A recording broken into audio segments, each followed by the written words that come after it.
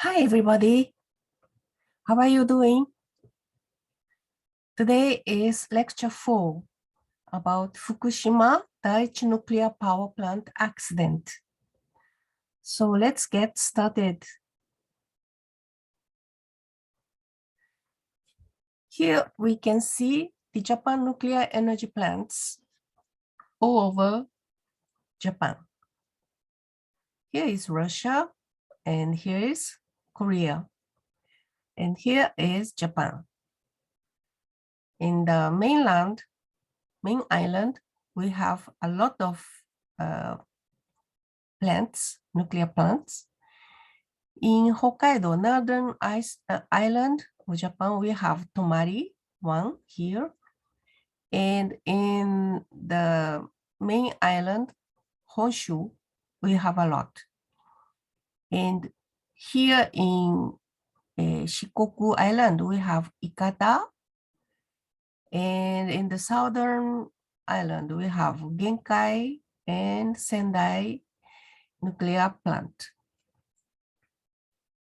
So the Fukushima Daiichi nuclear power plant is here, just here. And the number 2, Fukushima Dai-ni, is here. And the problem happened here in Fukushima Daiichi nuclear power plant. Because as a consequence of the earthquake that happened on 2011, March 11th, the epicenter was here, very near to Fukushima Daiichi.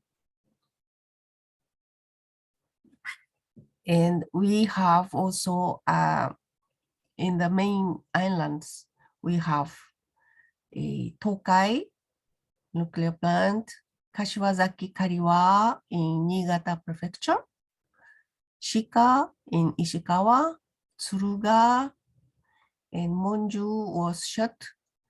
And we have Hamaoka in Shizuoka Prefecture, Ohi, Fugen, and Mihama, Takahama in Fukui Prefecture. Shimane here in Shimane Prefecture. And Genkai and Sendai in Kyushu, Ikata in Shikoku. Okay. So today I will say about this Fukushima Daiichi nuclear power plant accident.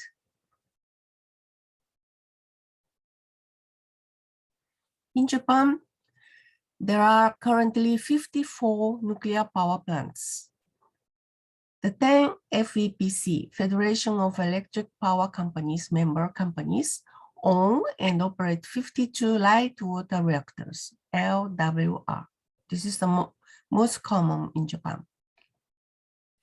And 3 more light water reactors are operated by the private company, Japan Atomic Power Corporation, JAPC. So these are the commercial nuclear power facilities in Japan. Tomari in Hokkaido, and in Aomori we have JNFL facilities. Onagawa of the Tohoku Electrical Company, and Fukushima Daiichi here, and Fukushima Dai-ni belongs to the Tokyo Electric Company. And here is the Tokai Dai-ni PS, Japan Atomic Power Company. And we have here Kashiwazaki Kariwa of the Tokyo Electric Company, and Shika and PS. And these nuclear power plants belongs to Kansai Electric Companies, Shika, Tsuruga, and Mihama, Ohi, Takahama also. And here is the Hamaoka. This is the Chubu Electric Company. And here is Shimane. And this is of the Chogoku Electric Company. This is a Ikata in Shikoku Electric Company, and Genkai and Sendai belongs to the Kyushu Electric companies. So each facilities, for example, here in Fukushima Dai-Ichi, we have 6 reactors, and 4 of them were damaged, with 3 suffering the explosion.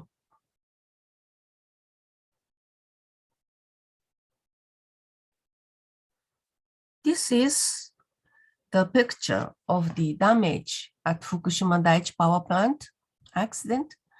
There was an explosion, hydrogen explosion. On the earthquake happened on March 11th, and the explosion was on the next day, 12th.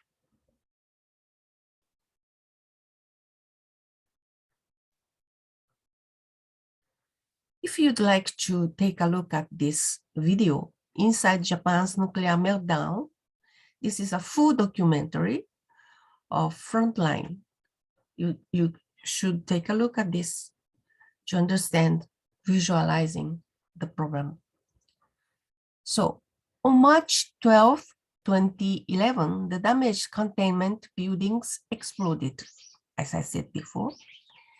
And there were the 4 reactors of the Fukushima Daiichi nuclear power plant, northeastern Fukushima Prefecture, Japan, being the 4th not in operation.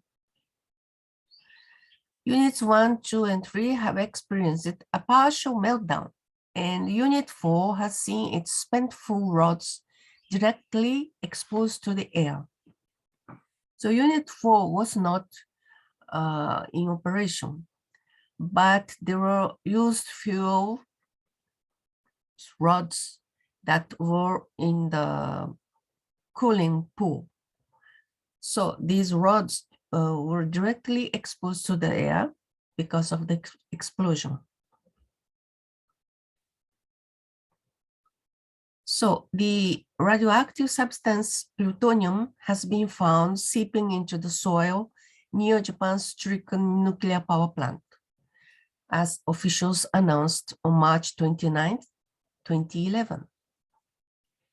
And the radiation readings at one of the plant's nuclear reactors indicated a partial meltdown and possible seawater contamination.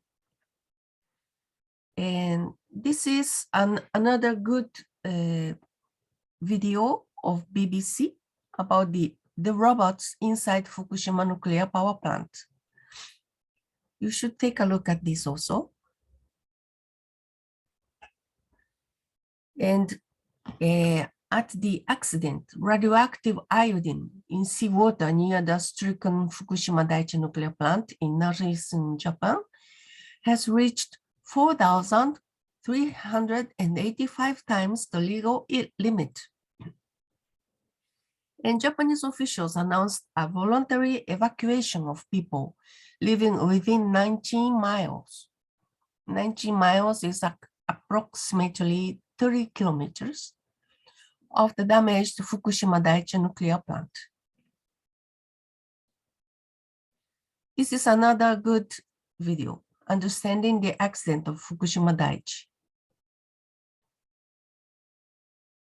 So, the Japan nuclear crisis began since this day of earthquake.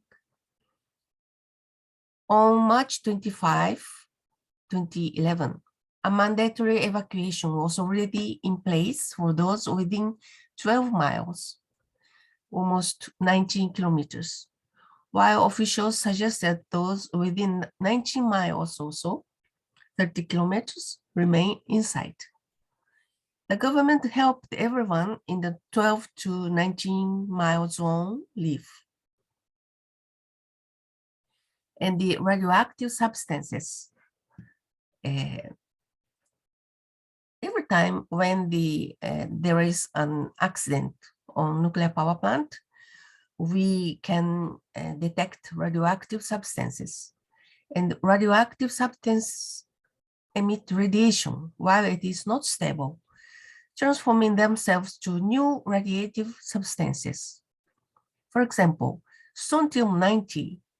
This has the physical half-life of 28.8 years. It transforms to yttrium-90. This transformation leads to radiation, emitting radiation. Then it transforms to zirconium-90 and becomes stable, emits no radiation.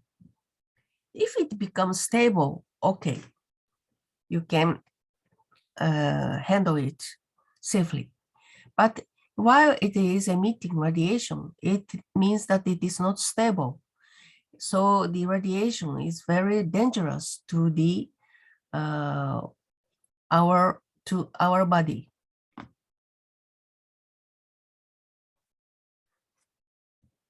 So let's see here the half-life of the radioisotopes. For example, the initial value of the mass of the element is this, for example, 1. And the half-life is the period of time that it takes until the mass will decay to a half of the initial mass. This axis is for time, seconds, hours, days, or years. And here is the axis for the mass. For example, original mass is 1. The half is here, and the period of time that it takes to decay to the half mass is this time. And after this half-life, we still have the radiation emitted by the substance until it gets stable.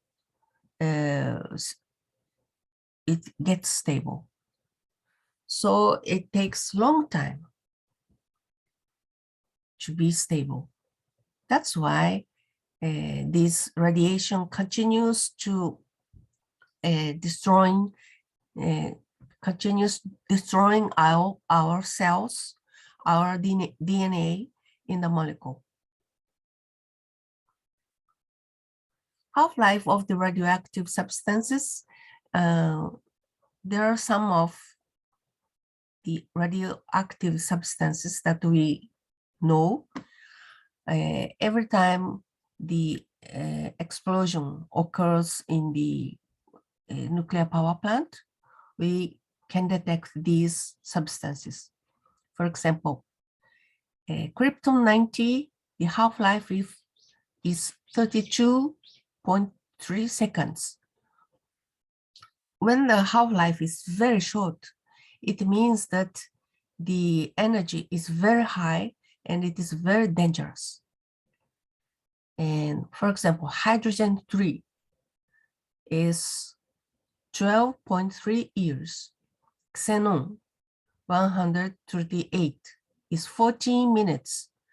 Strontium-90 is 28.8 years. So after the accident of Fukushima Dai-Ichi, the strontium-90 was also detected, and it passed 12 years. So we have more 16.8 years of strontium in that area emitting radiation. This is the fluorine-18 with 109 minutes. Caesium-137, 30 years. Strontium and cesium are the two elements that are always detected at the time of explosion of nuclear power plant. Also in Chernobyl and also in 3 Mile, we detected this strontium and cesium. Iodine-131 is also another one. This is 8 days of half-life, but it attacks our thyroid here in our throat. And the radium-226 half-life is 1,600 years. Polonium-210, 138 days of half-life. Plutonium-239 is 240 times 10 to 3rd years. Very long time. This was detected in Nagasaki because in Nagasaki, the bomb was plutonium-239. And we also can detect this after the explosion of the nuclear power plant. Cobalt-60, 5 years. Uranium-238. This is almost the Earth age. The Earth age is 46 times 10 to 8 years. And uranium is 45 times 10 to 8 years. So we have to understand how long is the lifetime of these radioactive substances. Some are very short, but if it is short, it means that the energy is very big. So now let's understand about the alpha, beta, gamma decays detected at the nuclear power plant accident. For example, uranium-238, we saw that the half-year is 4,500,000,000 years, emitting alpha ray. And uranium-235, 700 million years, emitting alpha ray. Caesium-137, half-life of 30 years, emitting beta ray. Strontium-90, 28 years, emitting beta ray. Yttrium-90, 64 hours, emitting beta ray. Iodine-131, a half-life of 8 days, emitting beta ray. And we also have rare gas as xenon-133, 5 days, beta ray. Krypton-85, 10 years, beta ray. Argon-39, 270 years, emitting beta ray. And plutonium-239 has the lifetime half-life of 24,000 years, emitting alpha ray.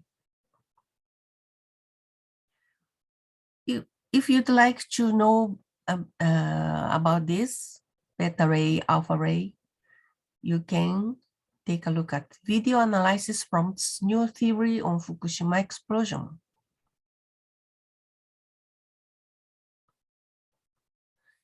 So let's take a look at this periodic table.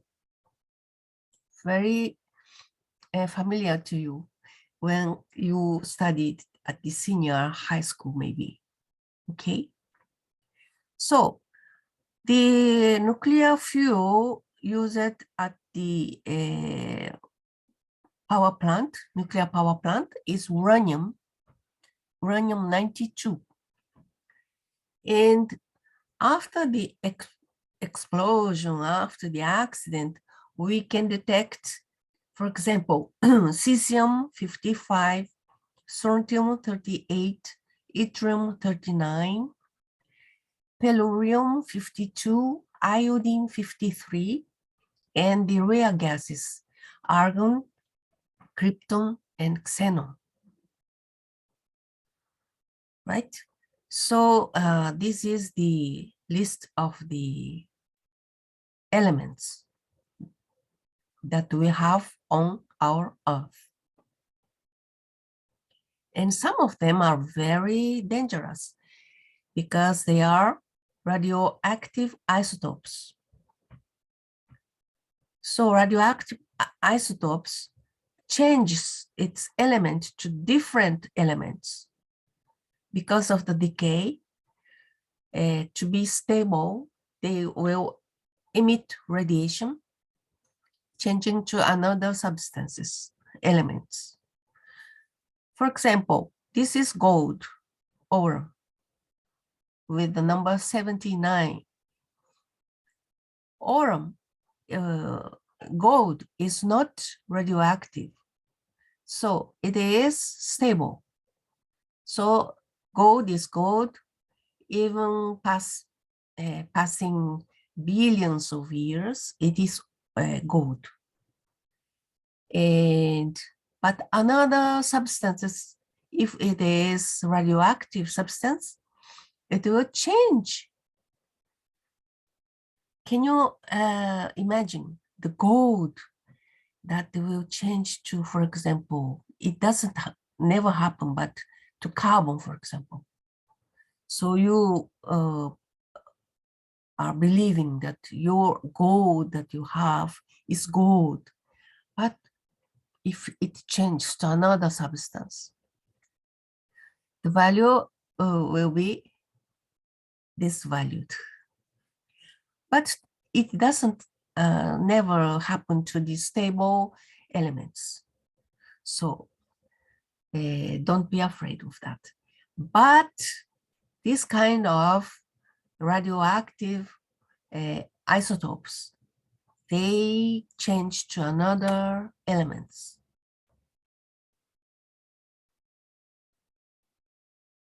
So now let's understand about the alpha, beta, and the gamma decay. Alpha decay results in a transmutation. Nuclear equation for alpha is this. For example, uranium, the number is 92. 92 means the number of protons contained in this element. So during the fission, hitting neutron to uranium 92, it will split.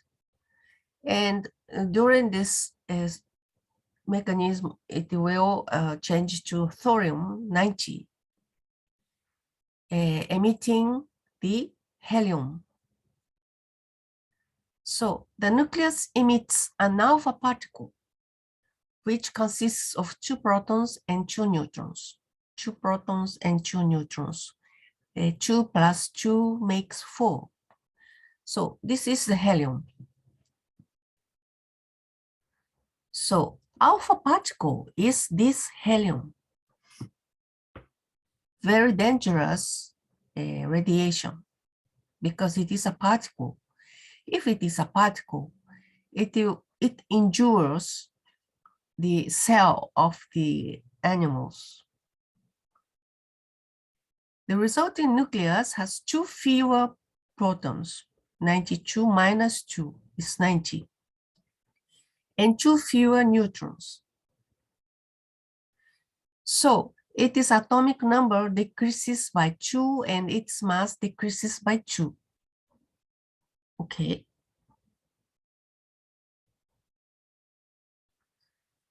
So uranium missing their 2 protons becomes thorium 90, this. Okay. And if it gains 2 protons, it will become plutonium.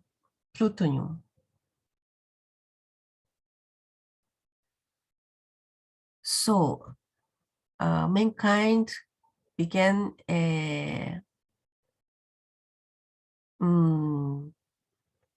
making use of these very dangerous elements to produce the atomic bomb. Let's now see about the beta decay. Beta decay results in a transmutation also, just like alpha decay. This is a nuclear equation for beta. Thorium with 90 protons hit by the neutron will split and gain 1 proton, 91. And this is another element because the number of protons is different now. So this is the protoactinium, an element next to thorium between uranium and thorium, protoactinium. And it emits electron radiation. This is the electron radiation. The nucleus converts a neutron into a proton and a beta particle. Beta particle is electron, which is an electron. The resulting nucleus has 1 more proton and 1 fewer neutron. So its atomic number increases by 1, while its mass number stays the same. Its mass number stays the same because neutron has no mass. Now, let's see now about the gamma decay. In gamma decay, the nucleus doesn't undergo transmutation, but the energy is very high. This is a third type of radiation, usually accompanies alpha or beta decay. In gamma decay, energy is given off in the form of high-frequency electromagnetic radiation without a change to the nucleus. So the nucleus doesn't change. And let's understand a little bit more about this. Early in the 20th century, Einstein figured that even mass is a form of energy. This is called mass-energy equivalence. So the amount of mass directly relates to the amount of energy, as determined by the most famous formula in physics. E equals m mass times c squared. This is very famous equation. Everybody knows. So E is the amount of energy in an object or system. M is the mass of the object or system. And c is the speed of light, roughly 3 times 10 to the 8th meters per second. Very quick, very rapid. So the mechanism of nuclear power is by understanding that equation that we saw on the previous slide. So a neutron is artificially hit to the uranium-235 in the reactor, and it splits into 2. Splitting into 2, each one now is another element, and it will emit neutron, 2 neutrons. So in this phase, it is created heat energy, very high heat energy. So the heat energy will evaporate the water that is in the reactor, and the vapor will put the generator to create the electricity. This is the mechanism of the nuclear power plant to generate the electricity. So when the nuclear fission occurs, what happens to the uran? This is the initial mass of uran 235 with 1 neutron here. So after splitting, it will split into 2, creating 2 neutrons. And the original mass M1 is not the same. It is lighter, M2. This difference, energy equals M1 minus M2 times squared C.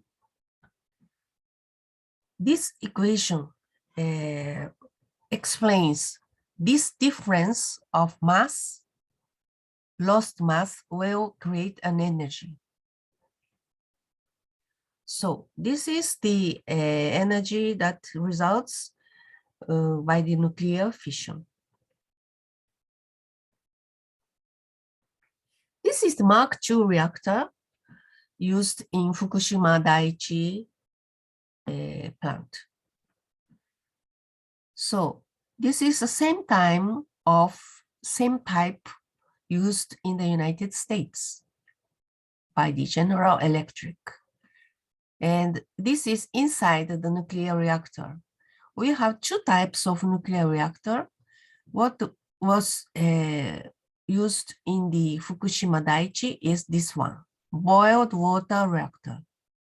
In another nuclear plants, we also have a pressurized water reactor. And what happened in the Fukushima is of this type of reactor. This is the light water that is inside this reactor. And this is the nuclear fuel. And this nuclear fuel is put into the light water if we have to seize down the neutrons to hit the uranium. If we need more energy, we pull up this uranium fuel so that they can be hit more by the neutrons to generate more energy. So this light water is very crucial, very important. So at the extent, this water, every pipes of water was destroyed, so they couldn't push this nuclear fuel into the water. That's why happened the explosion. This is a nuclear combustion. This is uranium-235 in a form of pellet. So it is put in this stick. This stick are put here in this rod. This is a very heavy fuel rod. And this is pushed into the water and put out the water to control the intensity of the neutrons to be hit. So after the accident, we could see some workers with radiation sickness because exposure to very high levels of radiation, such as being close to an atomic blast, can cause acute health effects such as skin burns and acute radiation syndrome, as it happened in Hiroshima and Nagasaki. It can also result in long-term health effects such as cancer and cardiovascular disease. And exposure to low levels of radiation encountered in the environment doesn't cause immediate health effects. However, it is a minor contributor to our overall cancer risk. And the IAEA came many times to Fukushima, Daiichi, to make the inspection. The International Atomic Energy Agency has found potentially unsafe levels of radiation outside of the 20-mile evacuation radius put in place by the Japanese government, raising questions about whether the current evacuation zone was sufficient. It depends also of the direction of the wind at the time of explosion. So the wind was flowing northwestwards. That's why even evacuating more than 20-mile evacuation, many people were affected. Even they were living outside of 20-mile evacuation because of the direction of the wind.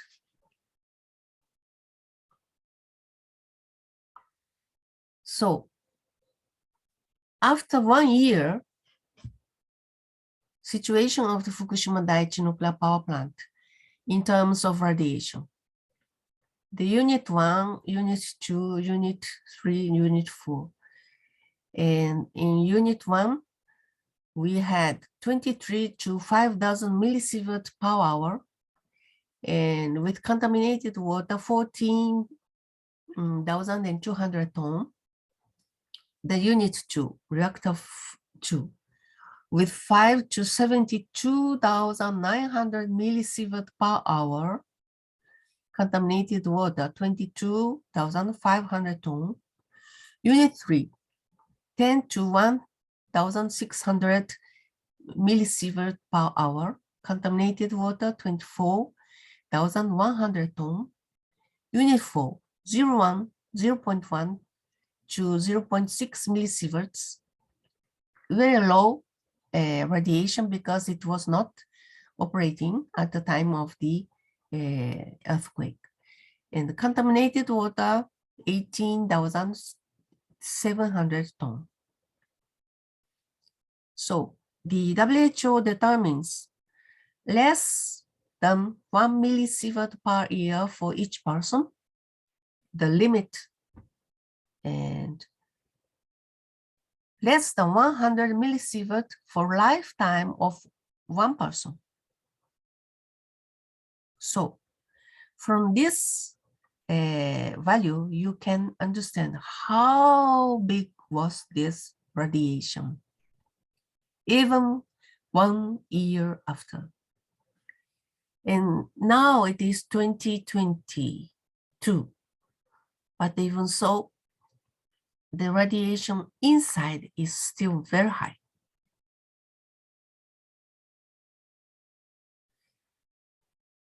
In 2012, June, radiation inside Unit 2 was 880 millisieverts.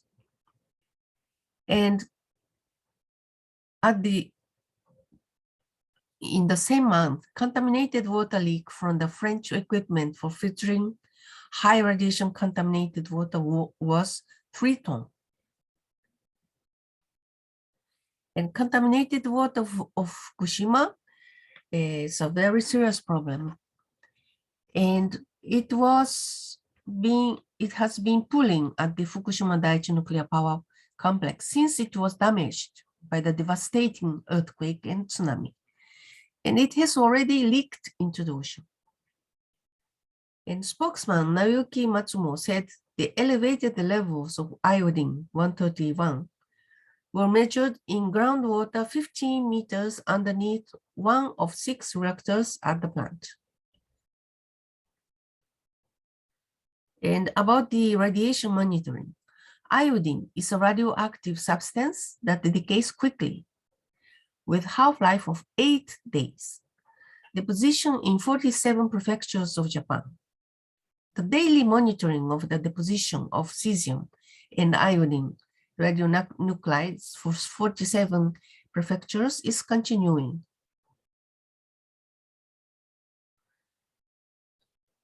And about the nuclear fission, we have to understand the nuclear energy.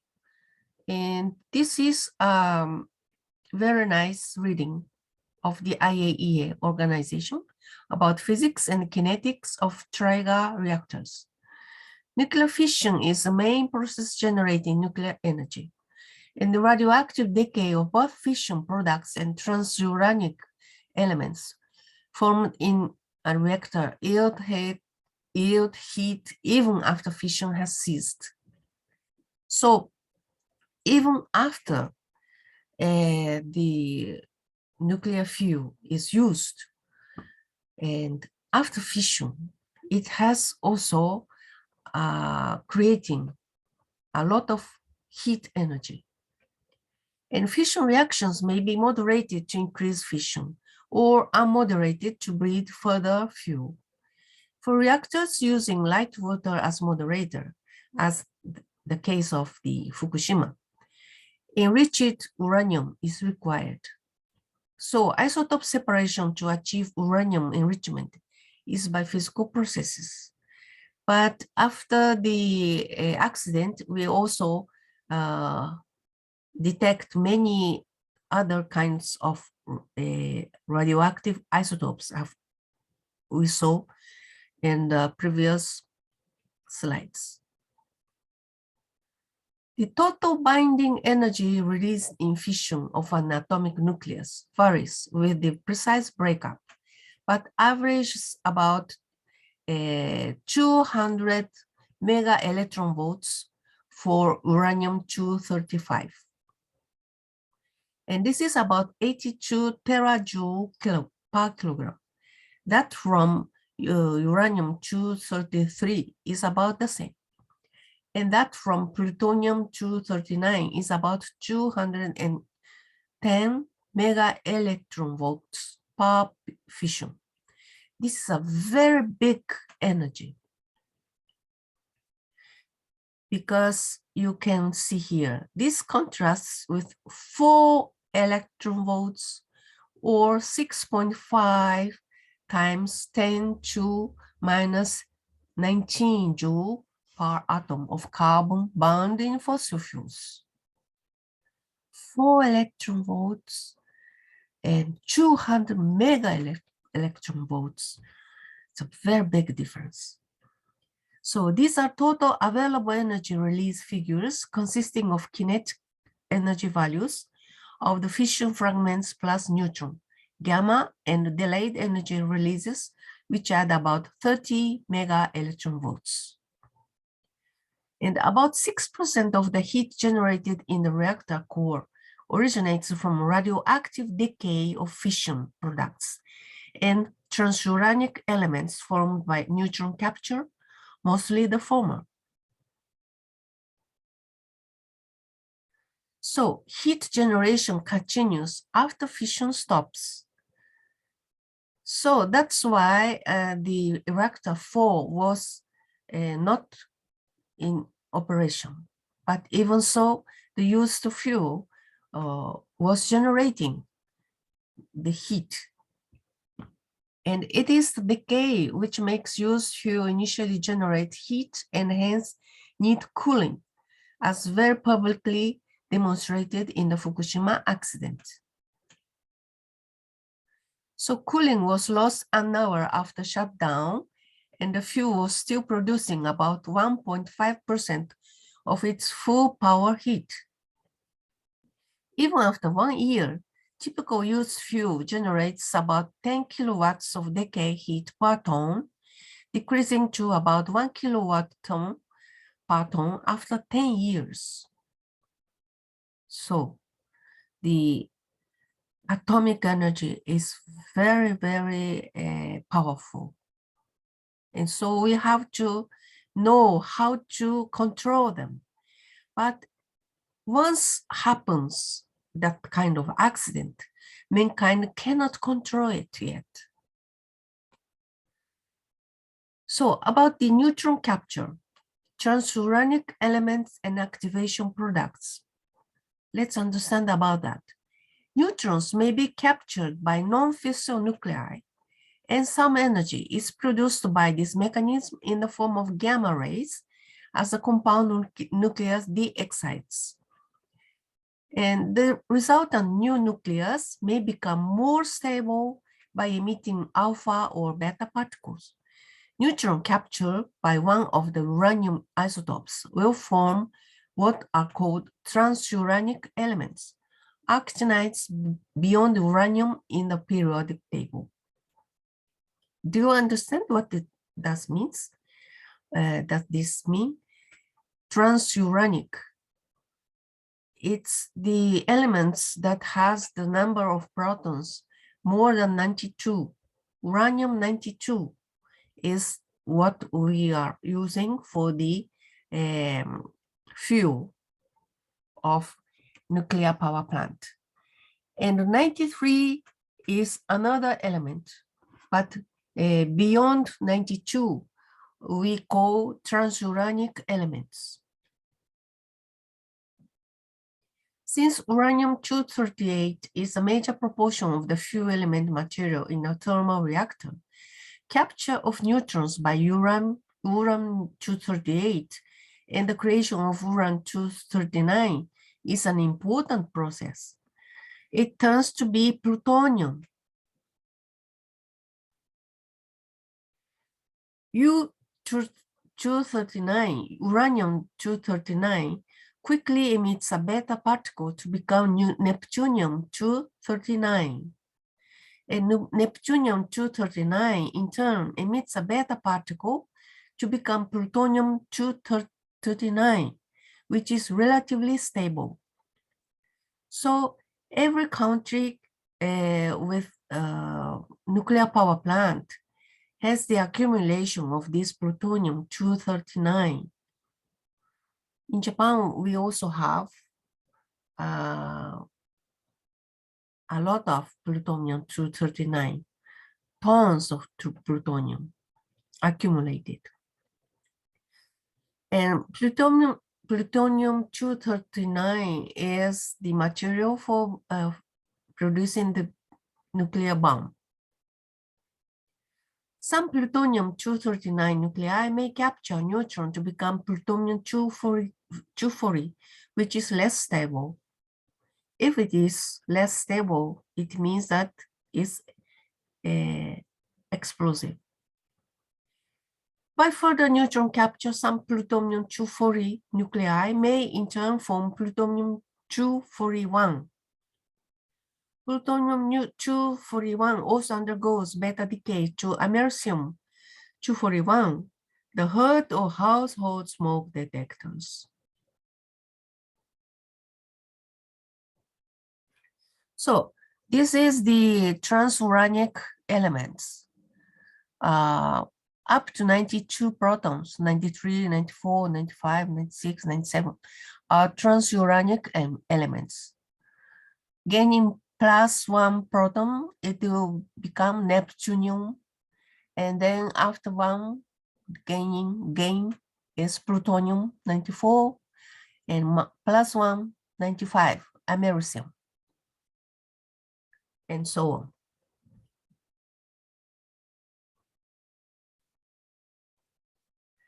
The plutonium-239 is fissile in the same way as uranium-235, that is, with thermal neutrons.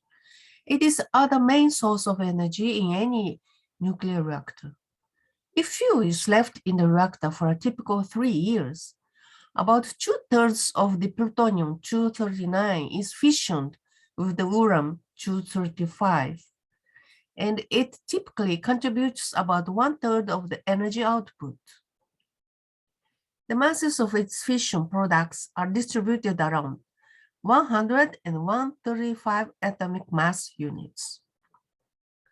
One difference is that plutonium-239 fission in a thermal reactor results in 2.9 neutrons on average, instead of almost 2.5 for uranium-235. And its fission cross-section is 3 times its capture cross-section, so that about 1/4 of reactions result in the formation of plutonium-240, which is not fissile.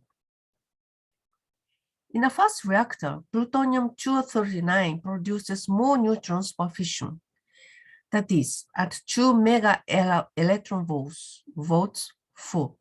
So it's better suited to the fast neutron spectrum.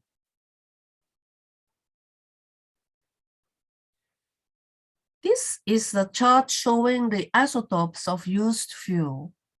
So even used fuel, it is creating energy, heat energy. And the main transuranic constituents of used fuel are isotopes of plutonium, curium, neptunium, and americium. This is americium, plutonium, neptunium. So curium. And the last 3 are being minor actinides. These are alpha emitters and have long half-lives, decaying on a similar time scale to the uranium isotopes. Very long. This is in years, represented in years: 1, 10 years, 100 years, 1,000 years, 10,000 years, 100,000 years, 1 million years, 10 million years. So these are alpha emitters and have long half-lives, decaying on a similar time scale of the uranium isotopes. And they are the reason that used fuel needs secure disposal beyond the few thousand years or so, which might be necessary for the decay of fission products alone. So at the Fukushima Dai-Ichi, the reactor 4 was not in operation, but used fuels were in the pause. And in 2014, all the fuels were removed, and it now is put in the proper space for the used fuels.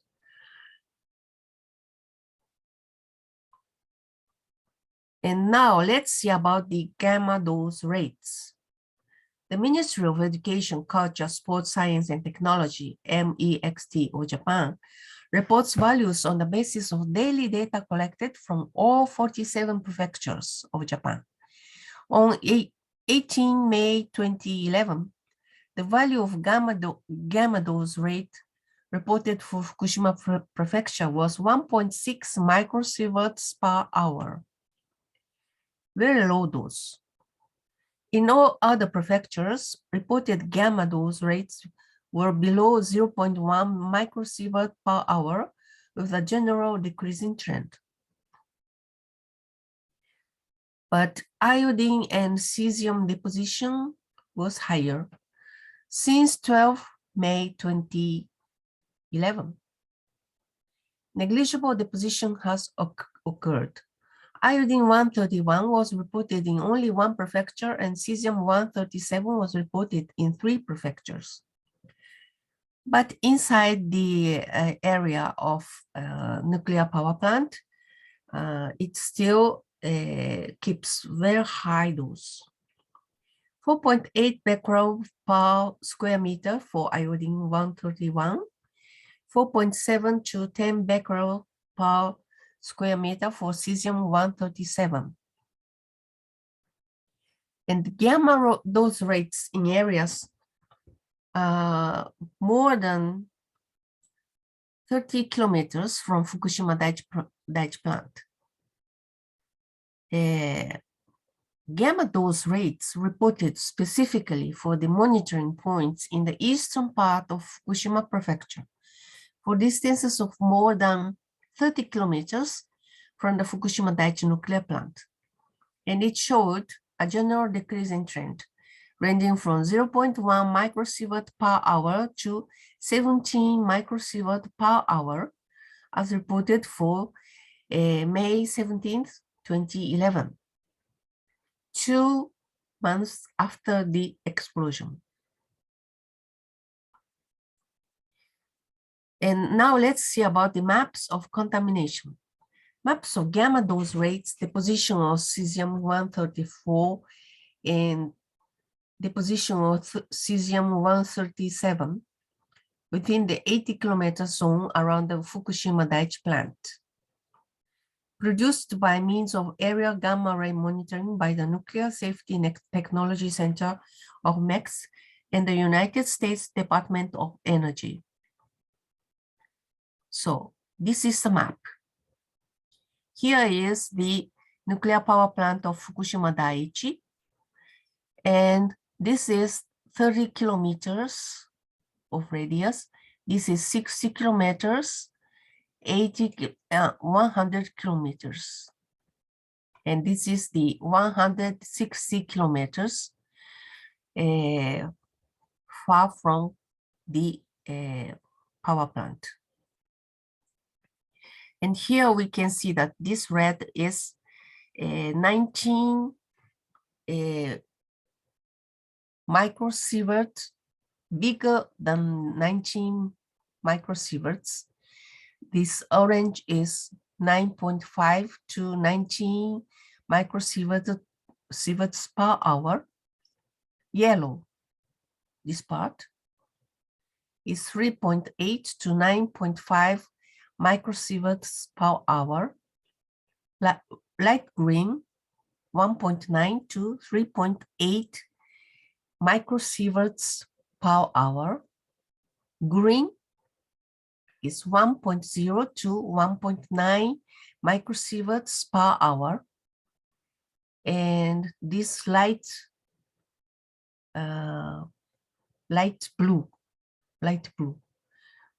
light green, another light green, 0.5 to 1.0 microsieverts per hour, and this light blue, 0.2 to 0.5 microsieverts per hour, blue, 0.1 to 0.2 microsieverts per hour, and this blue is less than 0.1 microsieverts per hour.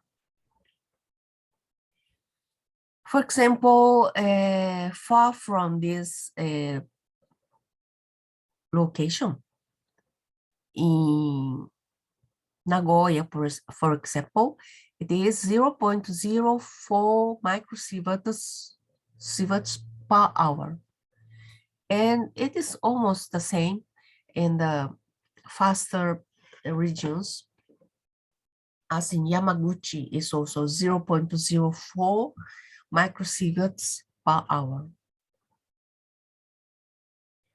But here, it still continues high, very inside these 20 kilometers, it is still high.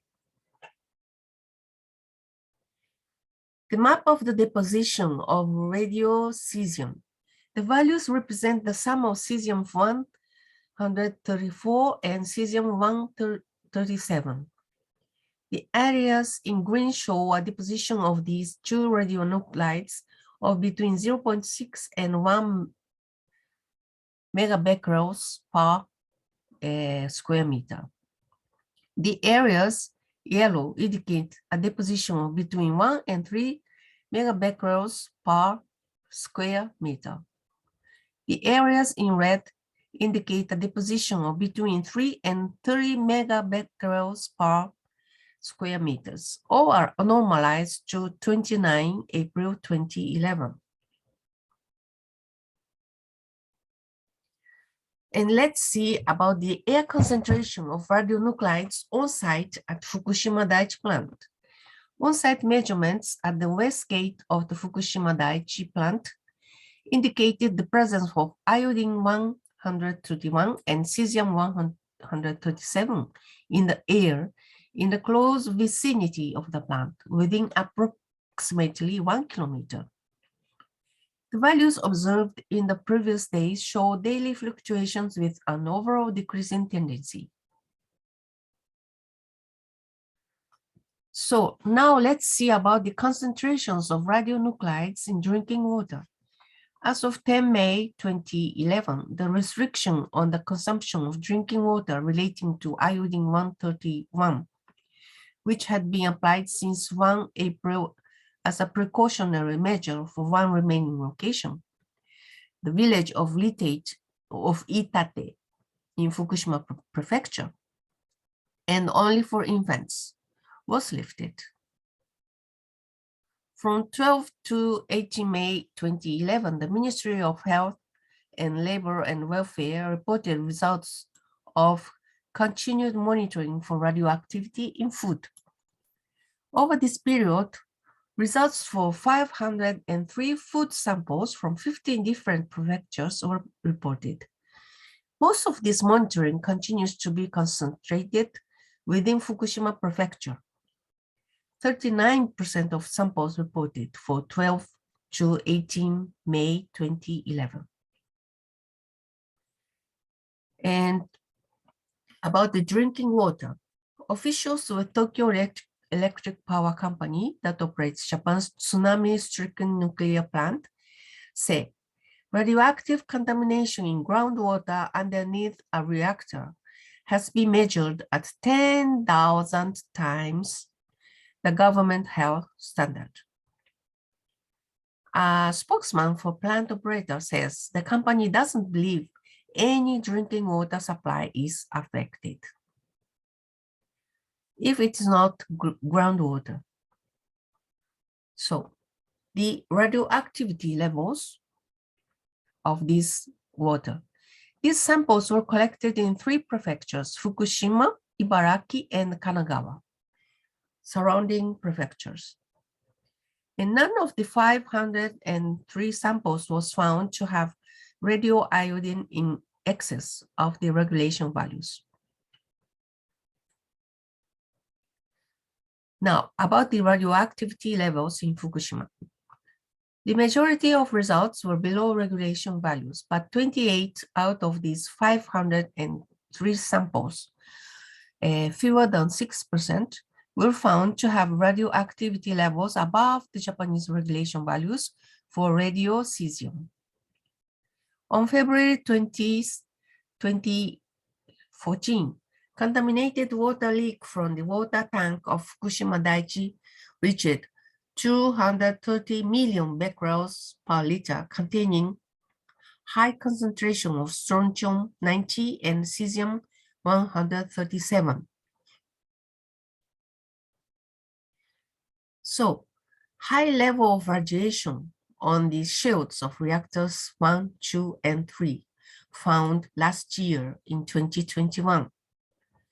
In 2021, researchers found a very high level of radiation on the shields of the reactors 1, 2, and 3.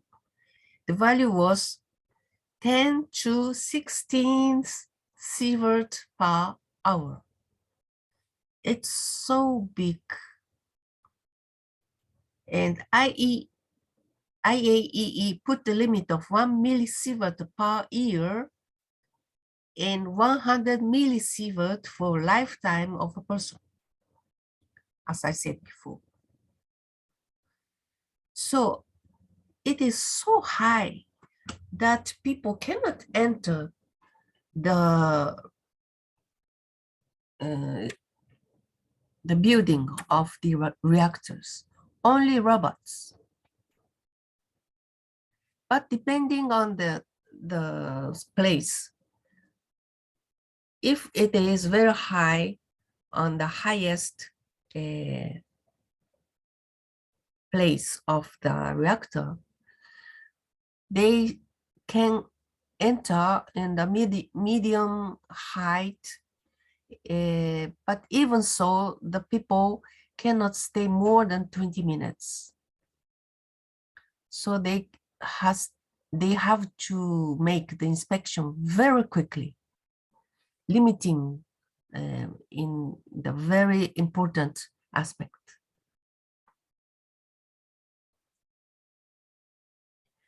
This is the removing used fuel from the reactor 4 in 2014. You can see this video or this information on the ME Ministry of Energy and Resources of Japan. So the reactor 4 has no used fuel in the reactor now.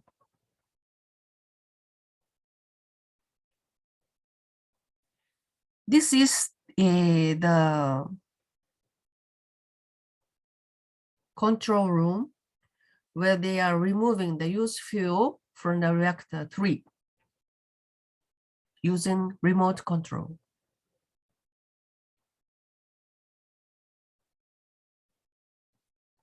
This is the seaside wall with freezing facilities to intercept the contaminated water leakage into the sea.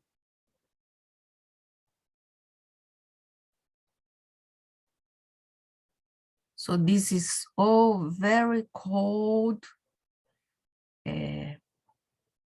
minus 10 degrees or more. And the reactors 1, 2, and 3 still continue injecting coolant water into the reactors. And wastewater is filtered by the Alps and is put in these tanks. There are no more space for putting new tanks, and TEPCO will begin throwing the wastewater into the sea this year after filtering, causing a big discussion between the fishermen.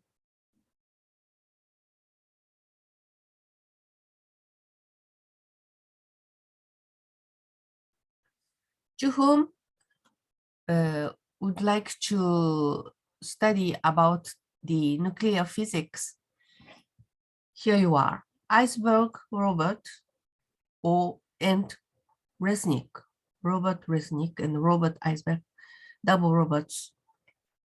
They are the authors to the Quantum Physics of Atoms, Molecules, Solids, Nuclei, and Particles. John Wiley and Sons, 1974. This is a book. And I studied this when I was at the university. And I still have this book. It's a very nice book for better understanding of the nuclear power.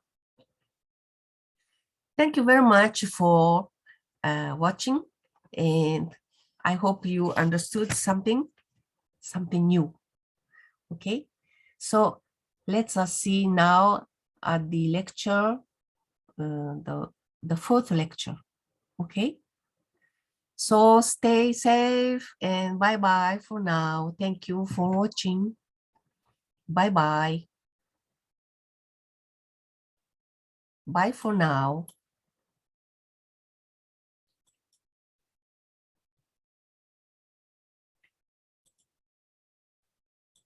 Bye-bye.